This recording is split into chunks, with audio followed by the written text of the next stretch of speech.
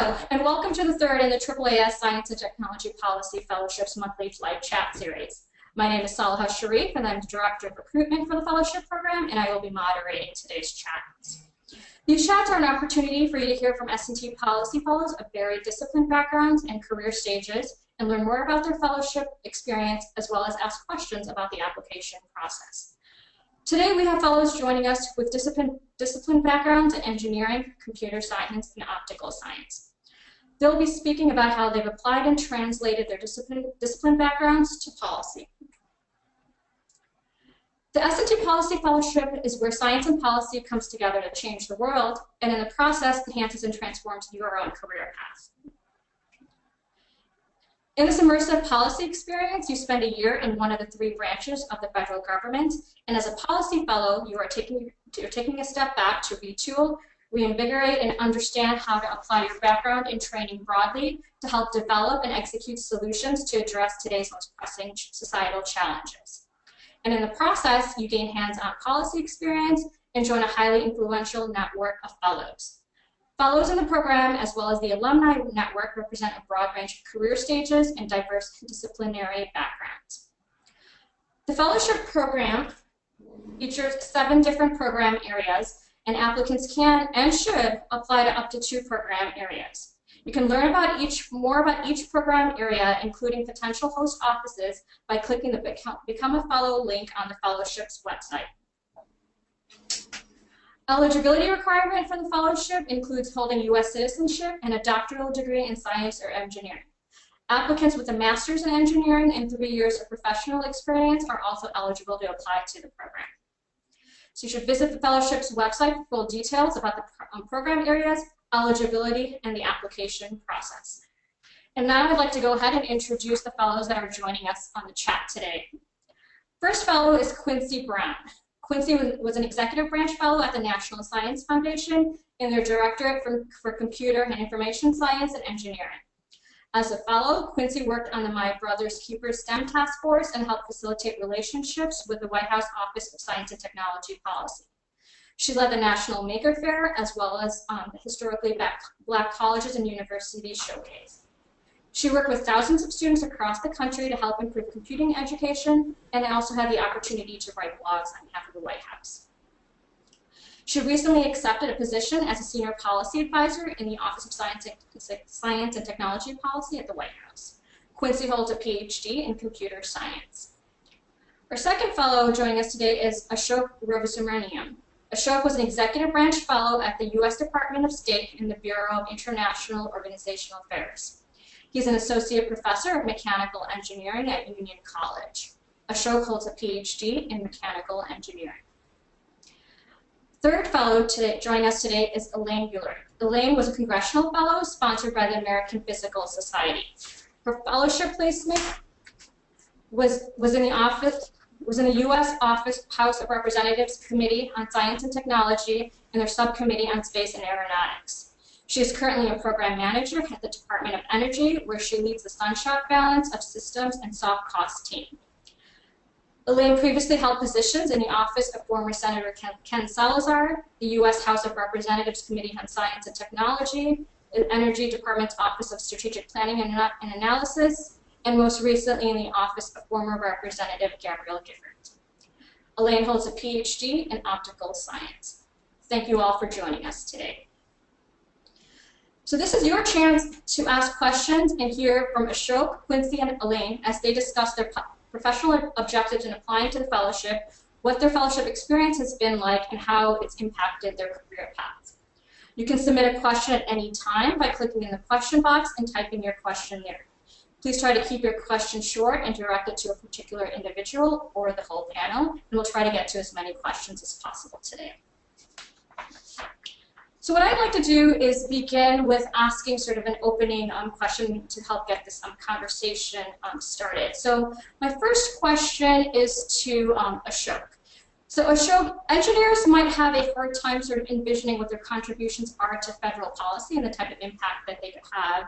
And given that you also applied to the fellowship while faculty at Union College, can you sort of speak to a little bit to why you decided to apply to the fellowship program and the impact that you see the fellowship program having on your career path as faculty?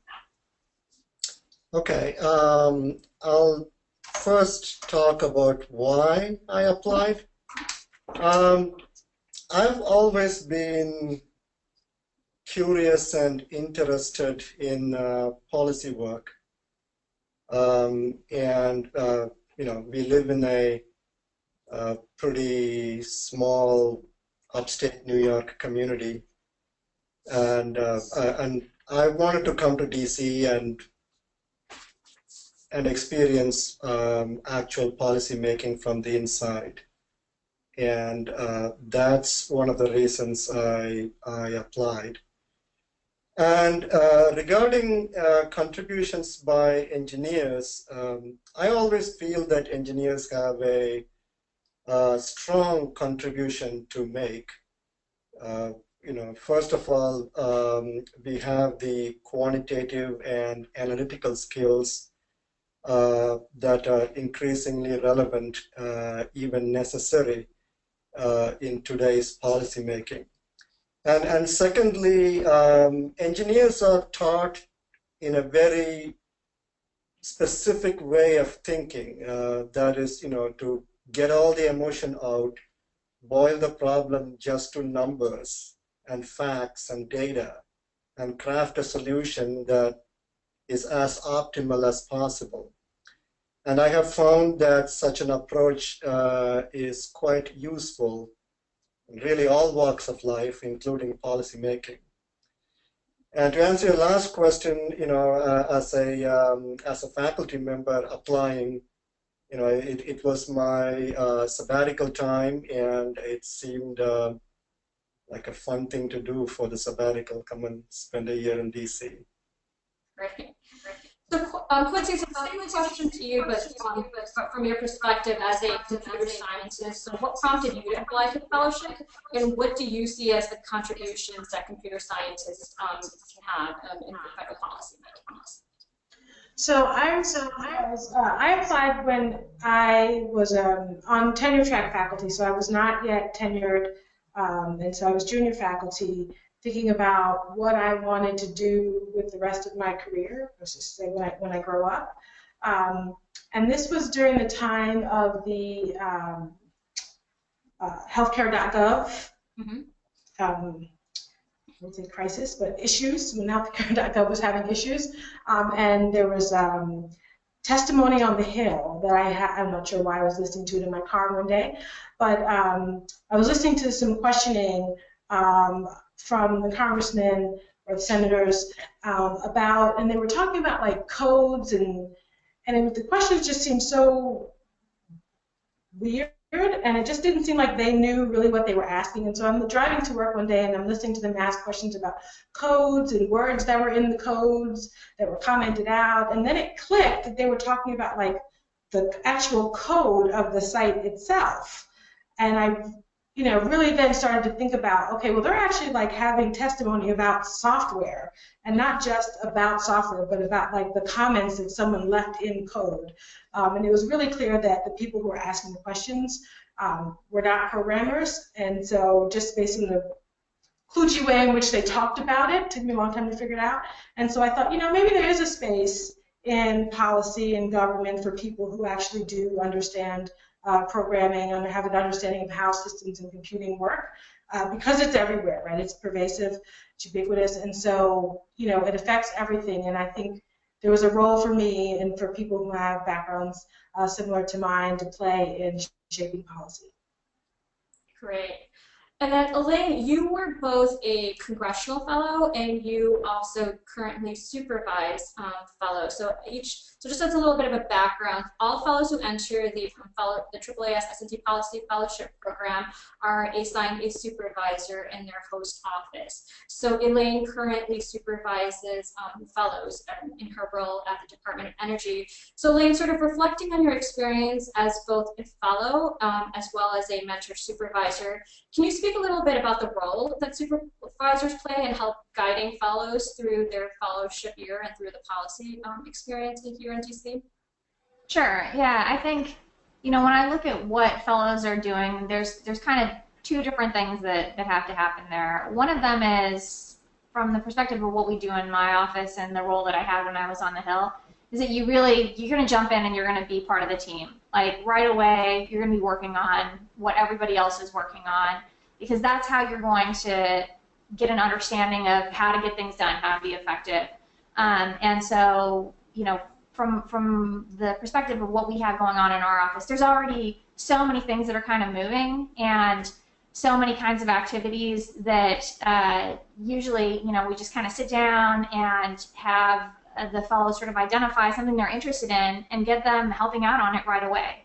And for me, that's what's really great about being a supervisor, is that even if you've sort of determined, the general kind of direction you want to go in something, how it sort of manifests really depends on what people bring to it. And, there's a million things we could be working on at any point in time, but the way that things get done is that somebody actually applies their effort towards it.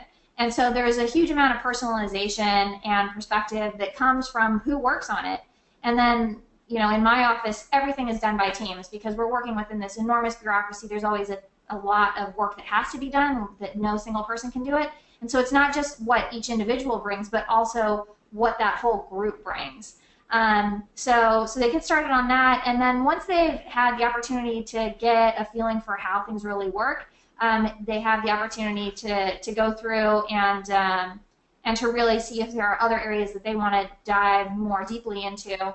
And, I work really hard with folks to understand their individual goals, what they want to achieve over those 1 to 2 years that they might be with us, and make sure that they're getting the kinds of experiences so that they can continue down the path that they're interested in. And I certainly never assume that they're going to continue to do what we're doing specifically. And so it's kind of a mix between them doing things that help them be effective during the time that they're a fellow, as well as getting the kind of experience that they want to have to help keep them on a path for the long term. Great, thank you. So one of the most common questions that we receive about the fellowship program is sort of, what's a typical day like? And knowing as fellows that there is no one typical day, but could you all speak to sort of your work in your host office and the types of initiatives that you worked on, and maybe what was, or maybe give an example of what one day was like. So we'll go ahead and maybe Quincy, start with you. So could you sort of describe what a typical day was like at NSF? So the NSF environment was, for me, coming from academia, was pretty similar in that it was not a structured, everyone has to be there at 8 o'clock or at a particular time, and then everyone left at 5 or something like that. And so I would, on average, get to work around 9-ish. I took the metro in, and so I had a long commute to Virginia. But then it would just be, most of my time was spent talking to or communicating with our principal investigators. So I worked in the Science Directorate on the STEM plus C project, doing work in education and workforce development, focused on computer science education and broadening participation in computing. And so I spent a lot of time talking to our PIs about the work that they're doing. And so it was a lot of emails, phone calls, thinking about how to tell the story of what individual investigators were doing that worked towards this larger goal that the agency had. And so there was writing involved. I mean, for me, I'm a visual person, so I tried to make a lot of infographics or PowerPoint slides, things that would really help convey the message that was kind of similar across all of the projects that we managed in our portfolio. Great.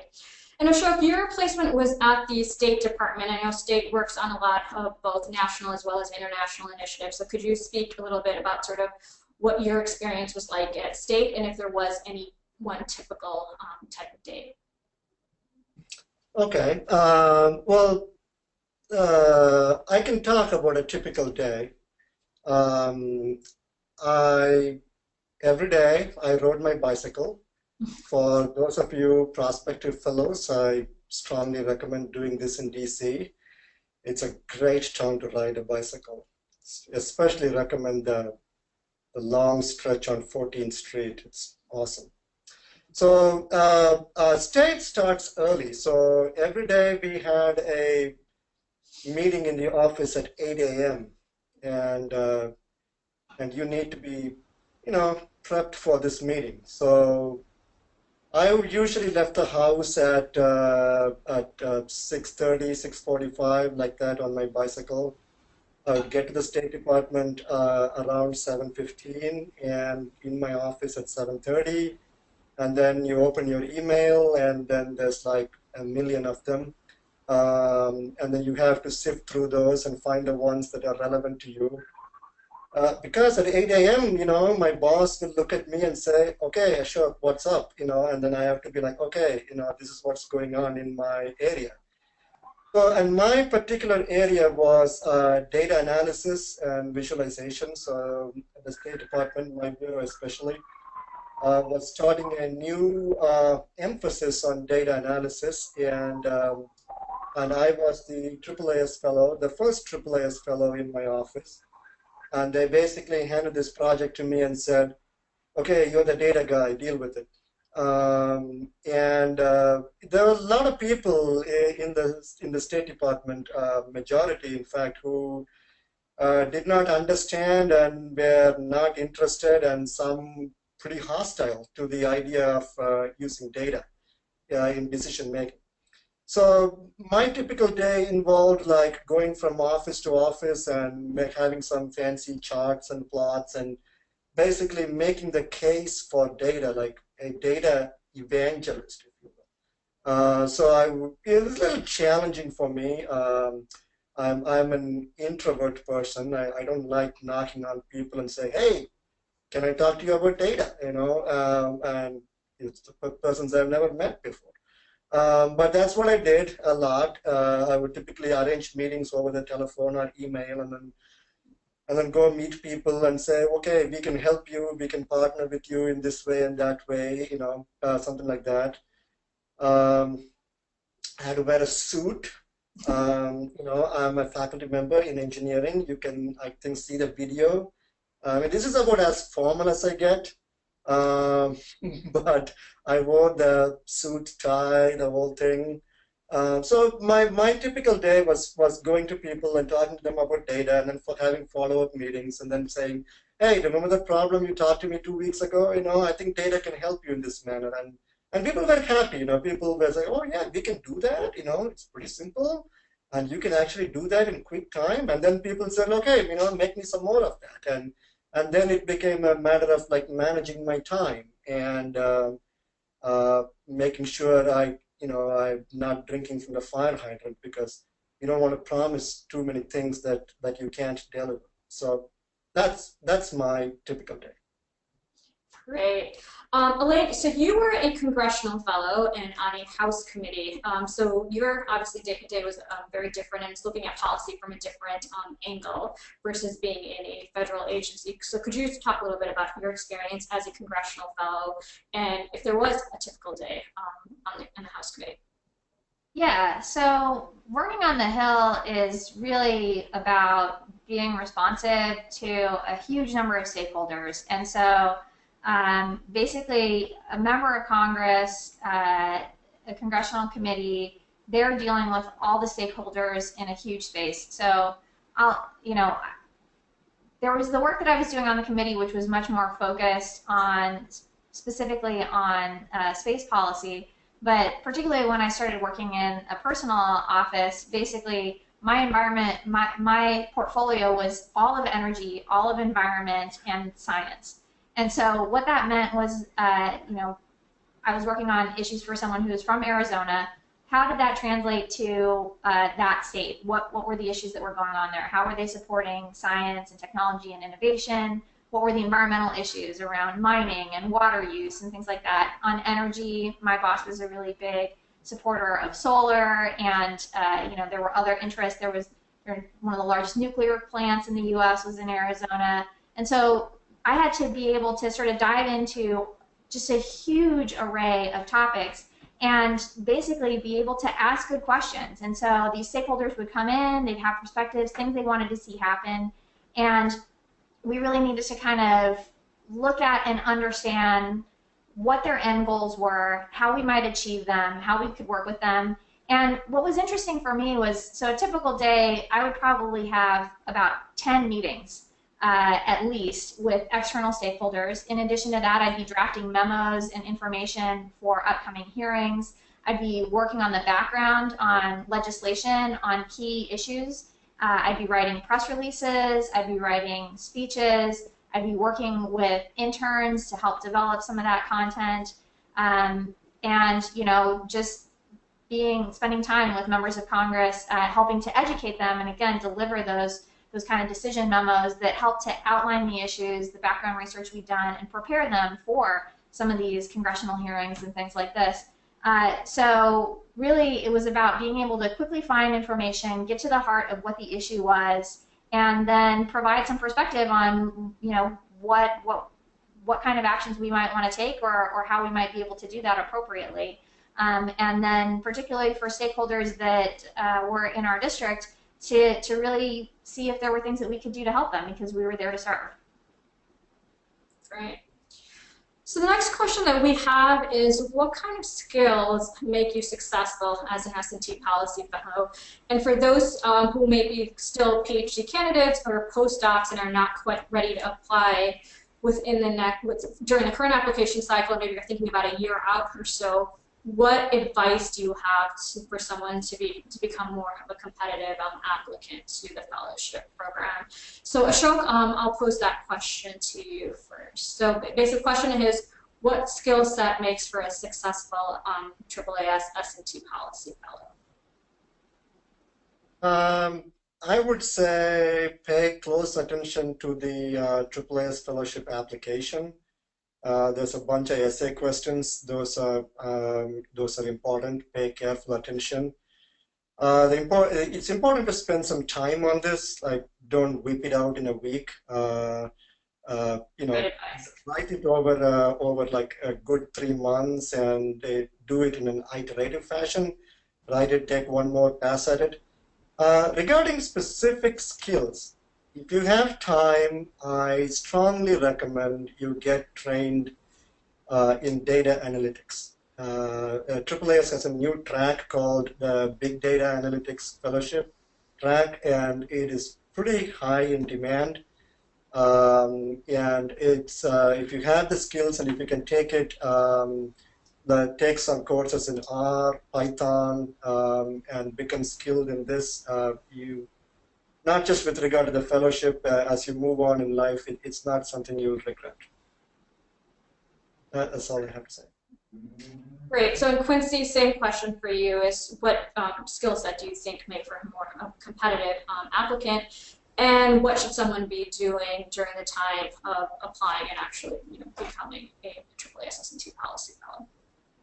Yeah, so I've learned to apply my kind of systems thinking skills. Even though the domain that I'm working in are not computing systems, they're just the systems. When I think about systems, like in terms of agencies and the different departments or divisions within an agency that has to work together, what those interfaces are. And so I guess as a computer scientist, I was thinking about this in terms of systems. But I also think that flexibility is a skill. I know during our PhD studies, we were kind of go very deep and in a lot of cases very narrow, and thinking about the problem that we've been devoting all these years to. And then you come into this fellowship and you have expertise, in kind of one vertical, but then you need to kind of work and communicate and talk to people and and number of others, right? And so being able to, I think, a good skill is being able to know how to communicate things, right, in ways that other people will be able to understand them, and being kind of open to thinking about what the connections are, because other people can't always make the connections, but if you can think about problems kind of openly and broadly, then you'll be able to see those connections and then communicate them to other people about how you can work together. I echo Ashok's advice about starting those applications early, starting the essays early. I think also thinking about what you want to get out of the fellowship. Is something that I think is important, which will shape your application essays, but to be really clear, because you can only apply to 2 of the tracks, and so some people, may be interested in like all of them, but to really think about what your skill set is, what skill sets you have, and then what you want to get out of the fellowship to make sure you're applying to the right tracks. Great. So, Elaine, the same question to you, but maybe sort of looking at it from your perspective as a supervisor to, current fellows. What advice would you give, or what skill set should, competitive applicants have?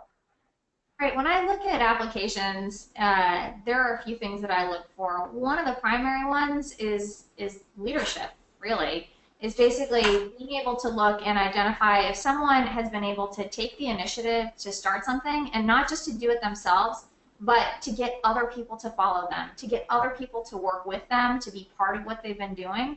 I think being able to show that you've been able to do that, that demonstrates the clear kinds of qualities that you need to have to be successful here. To the point that Ashok was making about being able to go out and sort of almost cold call people, talk to them, convince them, communicate well, translate what may be really challenging topics into convincing arguments for people from a broad array of backgrounds. So that's really big. And then, as Quincy was saying, that flexibility. We're working in, from my standpoint, a huge bureaucracy. And so you want to look at the end goal and not be too focused on how you're going to get there, but be flexible enough to find a way to navigate to get to that goal, and to be able to bring, a wide variety of tools to getting there. So the leadership, the flexibility, those are both really huge, and definitely you're going to be working with teams of folks, because none of this is something that can be done by one individual. Great. So we just received a question during the chat just now. It's actually from a fellow cyclist, Ashok, so a little shout out to cycling there. So the question is, could you please discuss the flexibility as a fellow to be able to explore various areas of science policy that resonate with you and that you may want to focus on after your home fellowship tenure? So I think really the question is sort of asking is, how much do you have a say in terms of the projects or the policy initiatives that you can or want to work on, and how much of it is sort of assigned to you? So Ashok, I'll have you guys take that question first.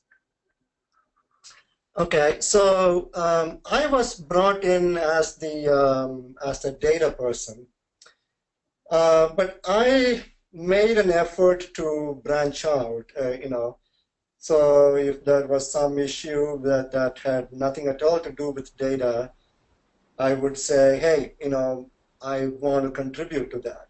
And sometimes the answer would be, no, you can't. But if it's something really interesting and I really want to do it, I'll try my luck again. And when the same issue comes along in a different manner, I'll say, well, you brought me in as a data guy, but I'm here for 1 year. I'd like to look around a little bit and contribute to other parts. So the answer to your question is the squeaky wheel gets the grease. So if you're really interested in moving outside what you're brought in as, like, let it be known and explore for opportunities. Read the email train in your organization, talk to as many people as you can, and be always on the lookout for opportunities. And I made it a point to volunteer a lot. So they would say, hey, there is this thing that needs doing, and it involves, you know, staying a little late and getting this thing done. And I would say, okay, you know, I want to do it. I'll do it. It's a little unpleasant, but it buys you some good currency with your supervisors. So next time when you want something done that's not in your normal portfolio, you can say, hey, you know, I'd like to do that, and they're more receptive. So short answer, squeaky wheel gets the grease. Great. And Quincy?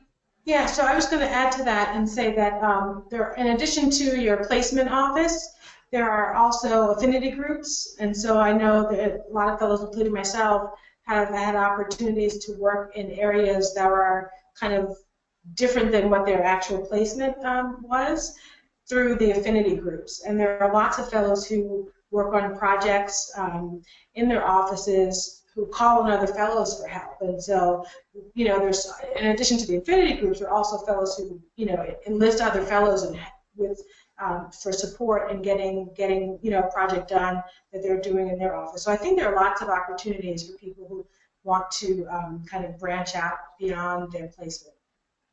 Great. And Elaine, was there anything else that you wanted to add to that? I'd just say that, at least in my office, and I know this is not the case everywhere, I hire folks who don't have subject matter expertise related to what we do at all, because if they have a genuine interest, they have the skills that we need to get up to speed and to still make an impact. So when I'm looking at fit, subject matter expertise is not even at the top. It's not the top thing that I look at in terms of whether or not that person's going to be a good placement and be successful in our office. So, you know, basically we've been really lucky because we have people who are super interested in what we're doing, and we do our best to get them into a position where, you know, I'm working with them, having a meeting with them at least once a month to make sure that they're able to pursue those things. And I take that mentorship really seriously. And so, you know, just like in any position, I think you need to think about the fit and what it is you're trying to achieve, and if you have a mentor that is going to help you achieve those things. Okay.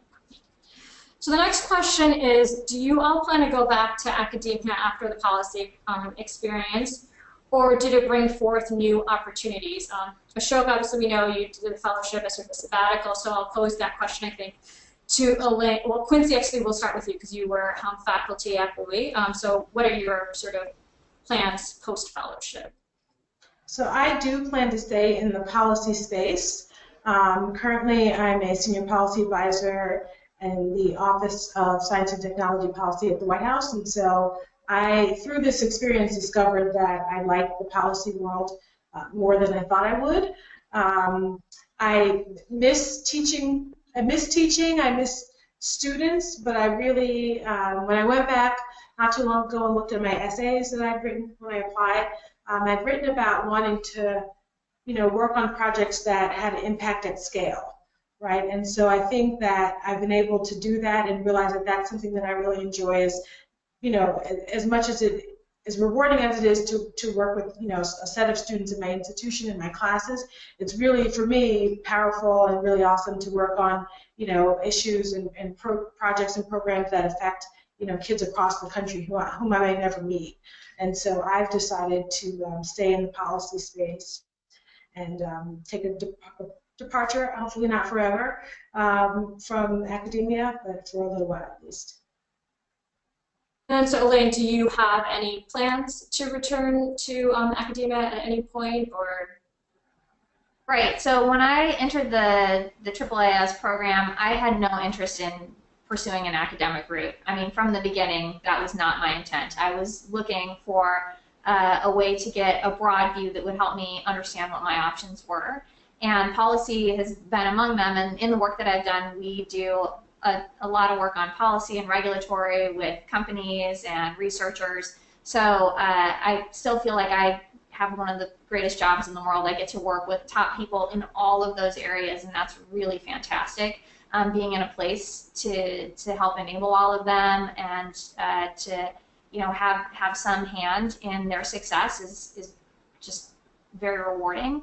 I do see, I have colleagues, and I've even considered taking some time to do some teaching on the side. There are a number of academic institutions in the DC area, and so there are plenty of opportunities for folks who do want to get involved in continuing to be involved in education kinds of activities, but I was not pursuing that kind of a track. Maybe at some other point in my career, but right now I would say if I wanted to get more into doing more analysis or some of the work that's more related to the career path that I've taken since 2008, it would probably be going into one of the national labs and doing the analysis through that rather than through an academic institution. Great. And Ashok, I wanted to ask you the same question from a different perspective, but given that you are faculty and you did a fellowship as a sabbatical year, and we do have a growing number of faculty who do pursue the AAAS S&T Policy Fellowship as a sabbatical or as a sort of a lead year opportunity. So what do you see as the value for faculty? What value does fellowship experience bring to a faculty member? I'm in a small liberal arts institution, Union College, that has an engineering program.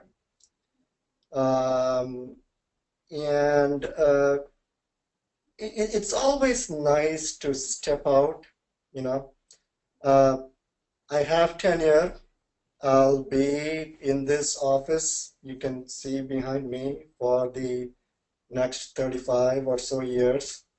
I like it here. It pays well.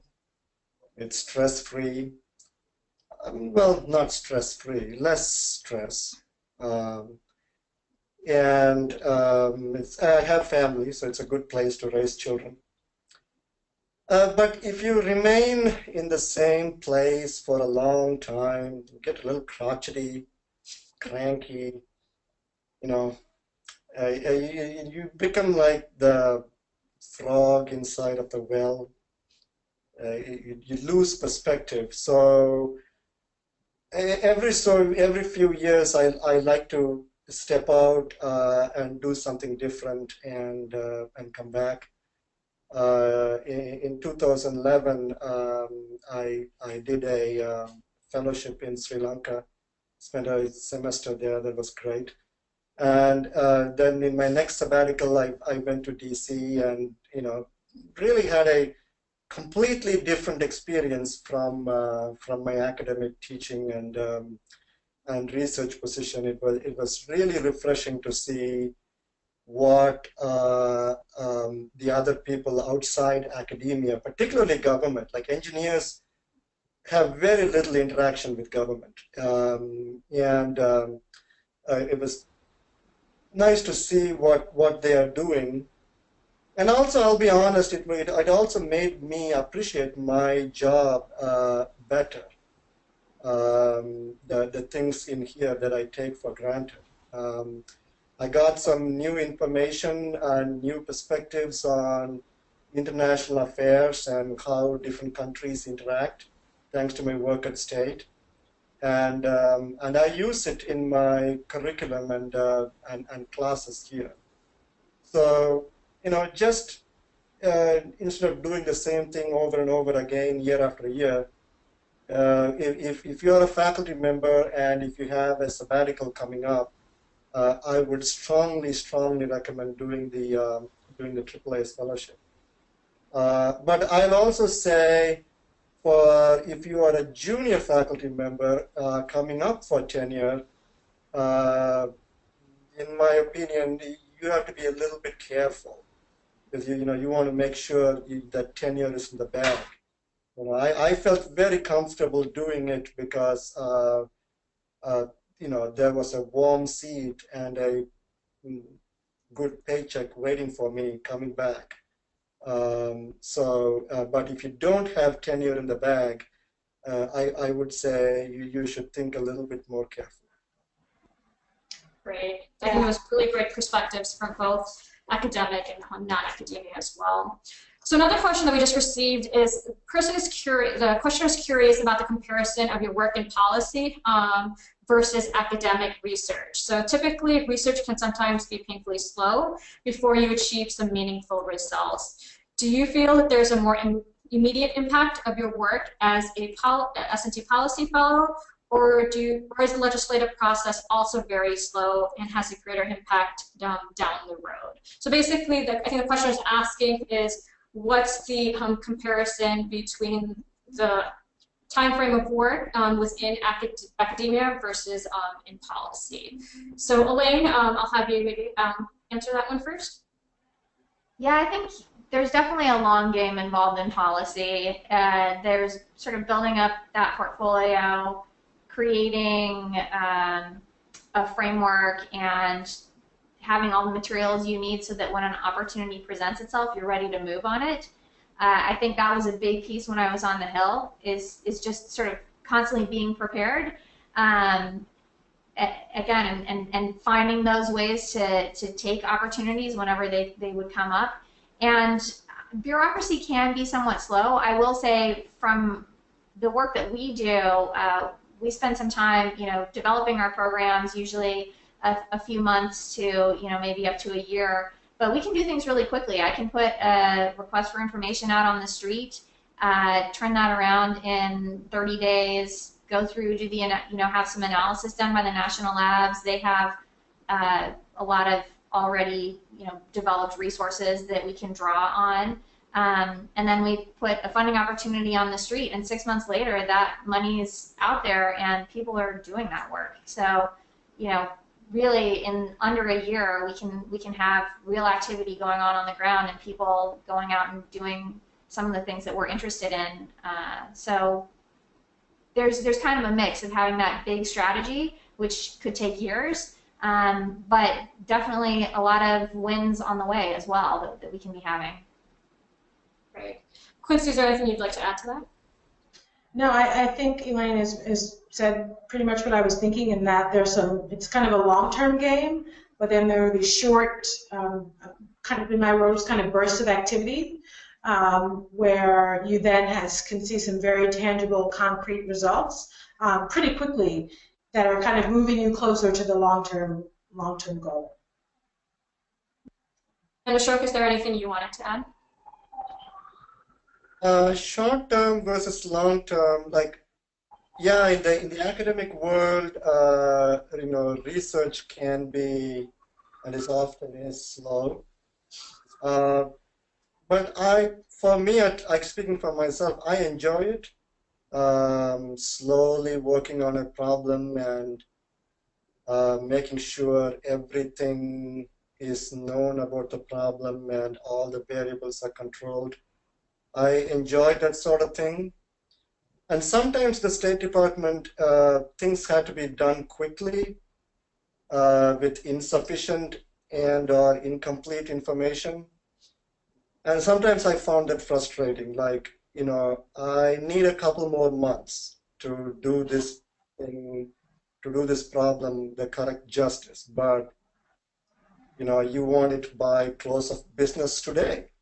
So it's not possible for me to do it thoroughly as I would normally do it. So it was a little bit of an internal conflict between my meticulous, slow, deliberate work as a research scientist and get it done by close of business today kind of a work environment at the State Department. Okay.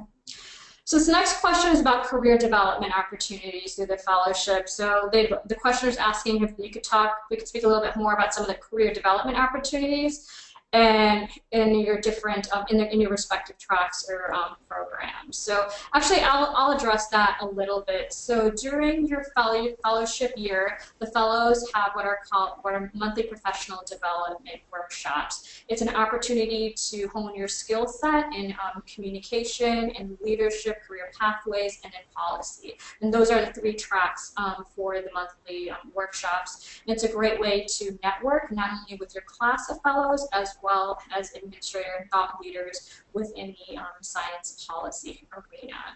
And I don't know if there's anything else that Quincy, Ashok, or Elaine, if you wanted to sort of add to that in terms of career development opportunities.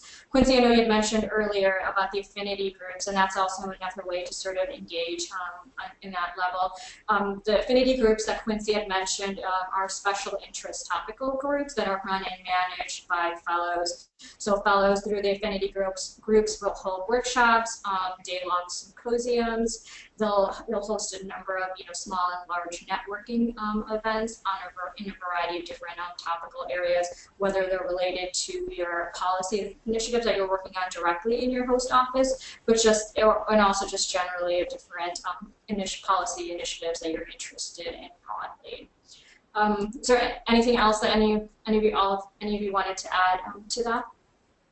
I think also the orientation. So the first 2 weeks or so of the fellowship period is an intense orientation that is a deep dive into S&T policy that really, for me, not being familiar with it, not having very much familiarity with S&T policy, learned about branches of the government, legislation, budget. I mean, it was just like I felt like I got a master's degree in S&T policy and in government in 2 weeks. So that set the tone for me personally, and just kind of put me on the path. It then gets followed up with the monthly professional development workshops.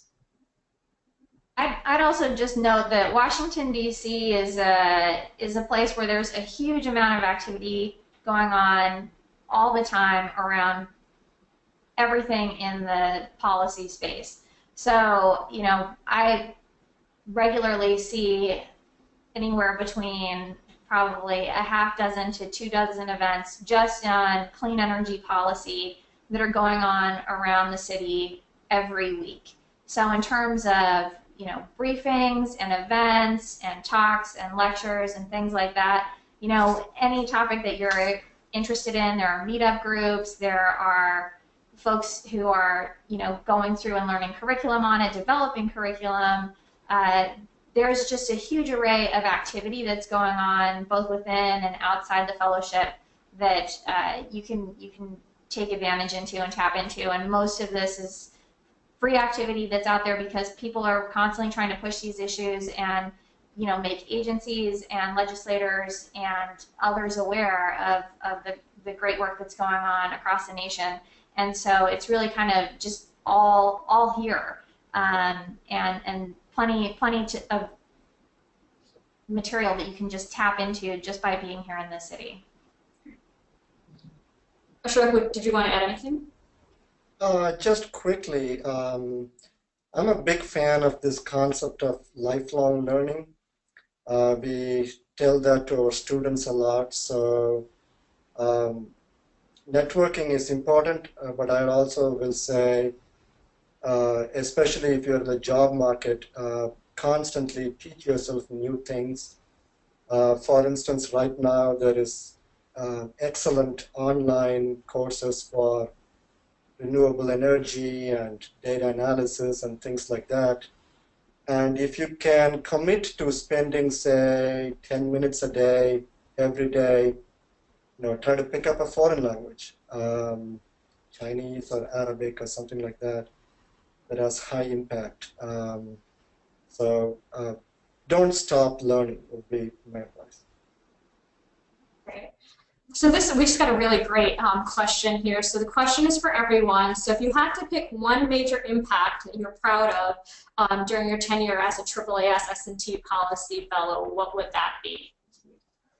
So you get to only pick one. Okay. One major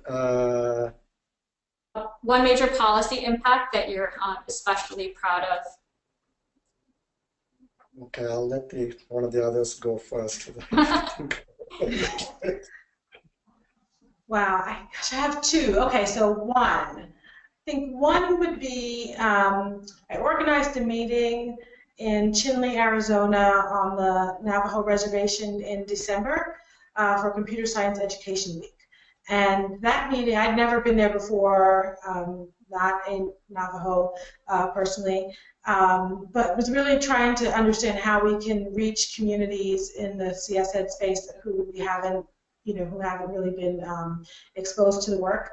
And so we had a meeting that actually brought together K-12 and higher ed folks from Arizona, New Mexico, and Utah, so from across the reservation. And that was, I think, something that I think had really had impact, right? And I've, and these folks have continued. This was December, so now it's August, or almost August, but they've had several meetings. They've attended professional development workshops for CS Ed and are looking to bring courses to their high schools. And so, I mean, all of that started from that one meeting. And so I think if I had to pick the one that, scale, I don't know about scale, but personally meaningful, and thinking about the work that I've done that is really going to make a difference in people's lives, that would be the one I pick. Great. That's awesome. Ashok, have you thought of one yet? Can Elaine go first? Okay, Elaine, yes. I'm going to cheat, and I'm going to do one that actually one of my AAAS fellow mentees worked on, which is we put together a program that's called the Sunshot Catalyst, and it's a program that helps people to start energy software startups within 90 days. And so through an online platform, people put in 3-minute pitches. If we select them, they get $25,000 in credit to work with software developers who put together a prototype piece of software for them, and then they do that for 60 days, and they also do business development.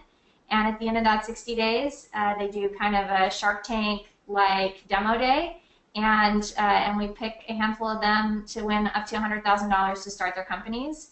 And so far, we have funded 37 software startups in under 90 days through the Catalyst Prize program that we put together.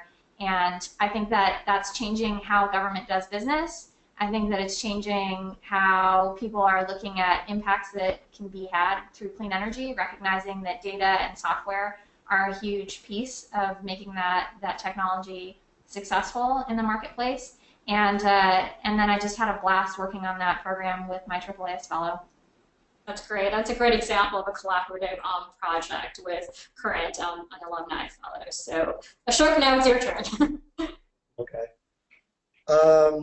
I often did a lot of data analysis products.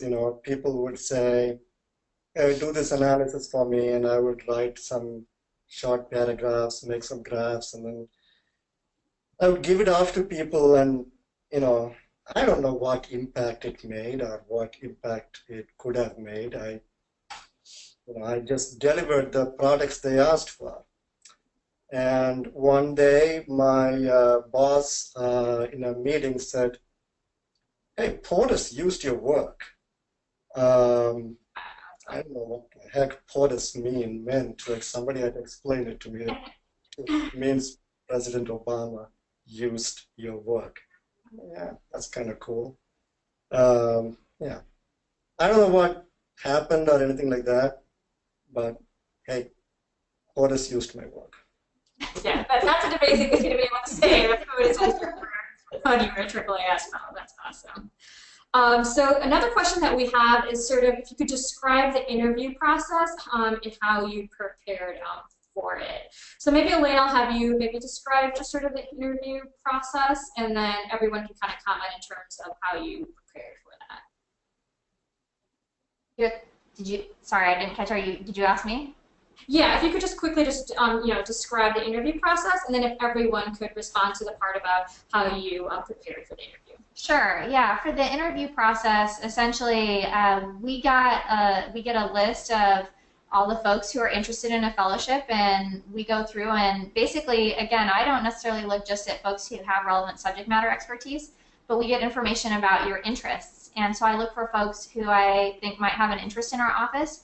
And then I also look for some folks who have no idea that they have skills that they can bring to the table. And I actually invite them for an interview as well. And sometimes they show up for the interview and they're like, why did you ask me to come here? I don't even know I'm here. And so I would say for the interview process to prepare, just come, be yourself, be ready to talk about what you want to get out of it. The only way that we're going to be able to know whether you're a good fit or not is if we understand what it is that you're looking for, and whether that's something that our office can deliver. And to talk about, again, your leadership, what kinds of skills you think you're bringing to the table, and then have an open mind to learn about the office and see if it's something that is something that you're really interested in. So be ready to ask questions as well. That's a big part of the preparation, is to try to think about, whether this is the right opportunity for you. Ashok and Quincy, before you guys jump in, I just wanted to provide a little bit of clarification. So the entire interview process is it's a multi-stage interview. So the application deadline each year is November 1st, and so it's an online application that you submit. Your application is then read and scored, and then depending on your score, your application is then forwarded on to a selection committee.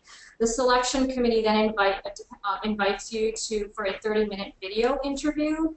And then if you successfully make it through that stage, then you enter the stage that Elaine mentioned, where you are actually flown to DC and you interview with the different agencies that are interested in having you come on board for the year. So I just wanted to provide that clarification for the entire process. And so Quincy, if you wanted to add a little bit of information in terms of how you prepped for the interview and the application process. So for the online interview, I did not do what I'm going to say, but I think people should do that. So I think that was the first year that we did the online group interviews as opposed for that stage after the submission of the briefing memos. And so practicing, so I'm still really awkward. The camera's up here, the faces are here. Being comfortable, knowing where to look, just being able to, practice using the software or the webinar software or whatever in a setting so that you're not kind of awkward like I am right now, looking all over the place. So I think that's something that I did not do. Clearly, I'm still working on that, but I would suggest people, doing that so that you can be at ease. And then also just reviewing your own materials. And so I was, not that I didn't expect the people who interviewed me to ask me more questions about it, but they were really, really interested in my thoughts, right? And so, I mean, it was a topic that I cared a lot about, and I spent a lot of time writing the briefing memo, but to really be prepared to go beyond just what you wrote in your thinking, and to be able to talk about that. And so that's what I would suggest is, moving beyond just the answers that, are on the paper that you submitted. Great advice. And Ashok, what advice would you give?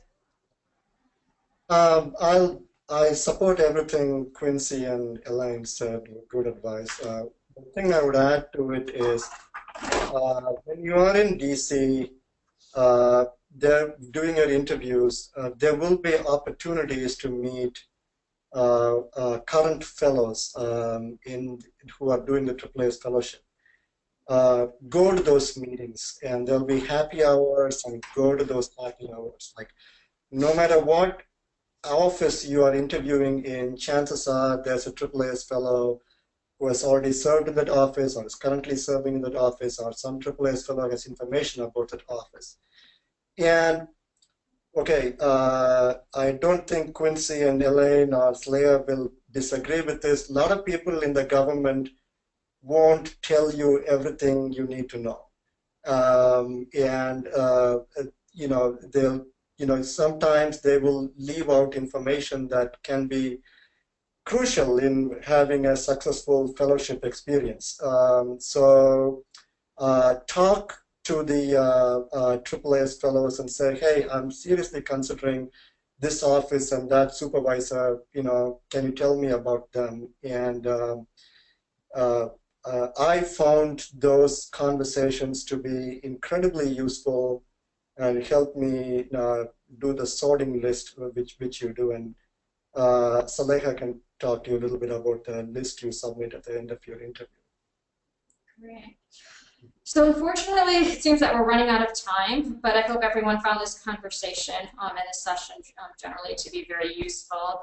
And I wanted to wrap up by quickly asking Ashok, Quincy, and Elaine to give the audience some parting advice. So what advice would you have for someone just considering the fellowship program, as well as maybe just any advice generally for someone who might be considering a career path in science policy? So Elaine, we'll start with you first. I'd say be open, be confident, know that your skills that you have are going to be enough for you to be able to do something really amazing. And the more open you are, the better the chances that you'll find something that's really interesting that could potentially be transformational both for you and potentially society. Right. Quincy? I'm next. Okay. I would say don't hesitate. I mean, it's been a great experience for me, and I know people kind of hem and haw sometimes on whether or not they should do it. I can't think of any downsides to just giving it a shot. So I would say go for it. Right. And then Ashok? I would say relax and take it easy. Don't get stressed out. Watch your blood pressure. And let's face it, not everyone applies is going to get in. And if you don't get in, it's not the end of the world. You can try again. I would say just relax and try to have fun and be calm about it. Great advice. So I wanted to thank Quincy, Elaine, and Ashok for joining us today and for sharing the fellowship experience and the policy insight with us. And I wanted to thank all of you who joined today's chat and all your great questions. If we weren't able to get to your questions, if you're interested in connecting with fellows, please email fellowships@AAAS.org. And then plan to join us on August 25th for the 4th chat in this series, where you'll have an opportunity to hear more about the Roger Revelle Fellowship and Global Stewardship. The Revelle program area focuses specifically on environmental policy, and during this chat, you'll hear from Revelle Fellowship alumni who've contributed to issues ranging from ecosystems, population, sustainable development, and climate change. You can also find a list of all the upcoming chats in this series, as well as on-demand links for previous chat sessions on the chat page on the fellowship's website. And as a reminder, we're accepting applications for the 2017-18 fellowship year, and the deadline to apply is November 1st. So visit the fellowship's website for more information and details related to the application process. Wanted to thank all of our panelists and all of you for joining us today, and have a wonderful rest of your day. Thank you.